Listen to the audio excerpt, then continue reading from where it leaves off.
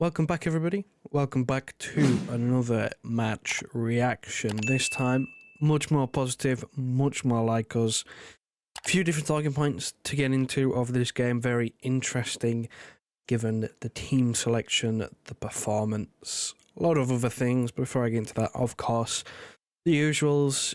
If you'd like to leave a like on the video, really help me out, help other people find the channel, and subscribe if you're new. We're trying to reach 7k as quickly as possible. Right, on to proceedings as quickly as possible, because there's a fair bit that I want to get through in a short space of time. Of course, the first one being that I want to touch on my man of the match. I think he was most other people's man of the match as well, Matheus Nunes. I've been going on about this guy for the last couple of times he's played now. I really think we've got a player. He's so good. He is so good. And he's getting better.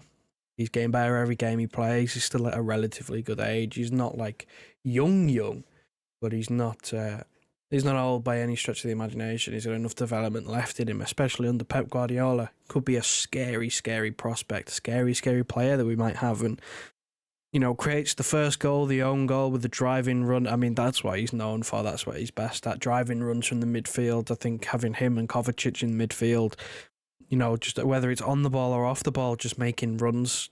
It's been something that, given the lack of having any midfielder in midfield for the last few games, has been a breath of fresh air. A real breath of fresh air. And I suppose, talking about Mateo Kovacic again, took his goal really well.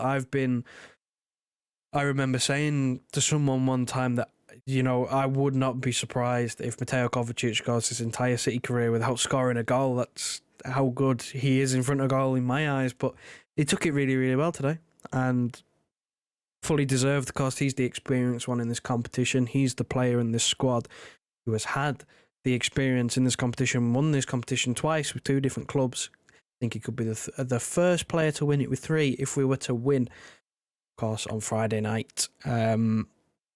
Yeah, just them two, just a breath of fresh air, really. I think we've been crying out for natural midfielders for a while now. Obviously, the worst it got was against Aston Villa, having two defenders and a forward. And it's just a far cry from what it was last season with all the control that we used to have. So, again, just real breath of fresh air. Runners from midfield, both of them making late runs into the box, Gundogan-esque if you might want to add. Of course, neither of them are on that level, but it's nice to have different dynamics. And again, Kovacic a bit older, so maybe he doesn't have the room to grow, but Matheus Nunes, again, scary prospect what he could become under Pep Guardiola, because I think the way I look at how he is as a player is the things that he is good at and the things that he does are the things that you can't coach, things that are not easily coached, like, you know, dribbling, just on the ball ability, driving with the ball. That's not something that's, you know, taught in training or easily taught in training. That's something that comes naturally to players. You see Phil Foden, who likes to drop in and receive the ball on the turn and drive. That's something that he's just naturally good at. Kevin De Bruyne driving from midfield. That's just something that he is good at. Of course, the other stuff that he needs to get better at, I mean, he missed a brilliant header. He got all wrong. And maybe his final ball as well, like just in terms of his passing, maybe he can get better. But that's stuff you could teach in training. The dribbling, the thing that he's naturally good at. Obviously, the physical side of it as well. He's big, he's strong, not afraid to put a tackle in either. That's sort of stuff that you can't coach a player. So again, I think we've got a real player with Matheus Nunes. I don't want to touch on negatives. I don't think there really is any negatives to touch on. Of course, maybe it's still a few small issues, but I'm not expecting all our problems to be solved overnight. So, you know, in terms of a step up in performance, it's exactly what I wanted. A clean sheet. I said in the preview, I couldn't back us at all. I could not say with chest that we would keep a clean sheet. I couldn't say it. I couldn't say it. I said 3-1. I said I wanted to say 3-0, but I couldn't back us to keep a clean sheet, and we did. We did. Nathan Ake Rolls Royce of a defender. Rarely ever puts a foot wrong. He has to start from now on in. And I think you see Kyle Walker's coming in from a lot of stick, myself included. And I still think it's warranted, and I still think he shouldn't play. But today, it was better. It wasn't perfect. It wasn't brilliant. But it was better because you see John Stones inverting into that midfield role, tucking in next to Rodri.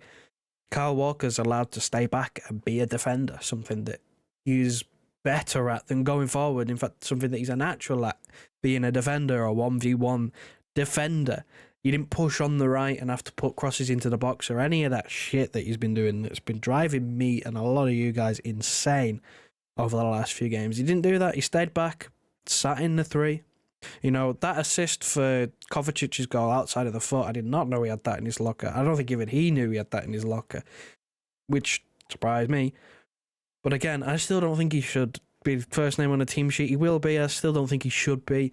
But it was just better because he was allowed to do something that he is better at, which is to sit and be a defender instead of have to push on. So again, it's sort of the tactical things that I was picking up of what Pep was trying to do was, you know, interested me with a little bit, because I think another one of the tactical decisions was, of course, we didn't, you know, Erling Haaland will play no part in this tournament. He will not play in the final either. And Alvarez was on the bench. He played with a false 9 again, which, I mean, I got like PTSD flashbacks from those 2 years that we played. We had to play with it. But I think most people, including myself, were expecting Phil Foden to be in that false 9 position. I think he played there in the second half against Red Star in that last group game. I was expecting same thing, you know, Bernardo on the right, Grealish on the left, Foden in the middle.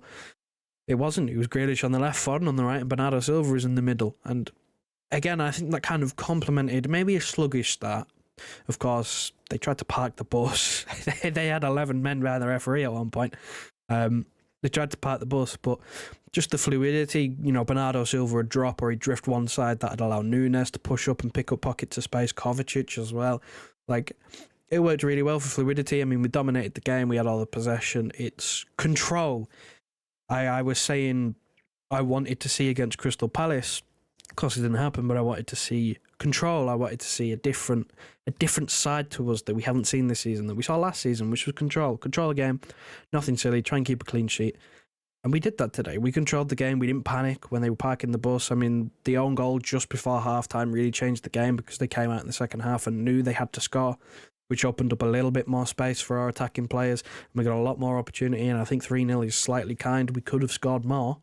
But in terms of just looking for an improvement in performance, no disrespect to our opposition, of course, they are not of the level that the Premier League is, but you know, you still got to be what's in front of you, and we haven't seen that type of performance in a long, long time. I mean, I think it was 9 games without a clean sheet. It was ridiculous. So much needed clean sheet, much needed, you know, upturn in performance from an individual point of view, from a tactical point of view as well. Obviously, going back to the John Stones, going into midfield, it just was so much better. So much better. And of course, now we've got a final to look forward to with another trophy on the line on Friday. If you agree with anything I said, if you disagree with anything I said, let me know in the comment section down below. I'll debate anyone on any of the points. If there's anything you think I might have missed, any talking points that you want to mention, again, please do let me know. I will answer all questions. If you have any, I'm sure I missed something because I wanted to fit it in a shortened period of time. If you'd like the video on your way out, that would really help me out, help people find the channel, and subscribe if you are new. I'm trying to reach 7k as quickly as possible, and I will see you on Thursday, for the Friday night Club World Cup final preview.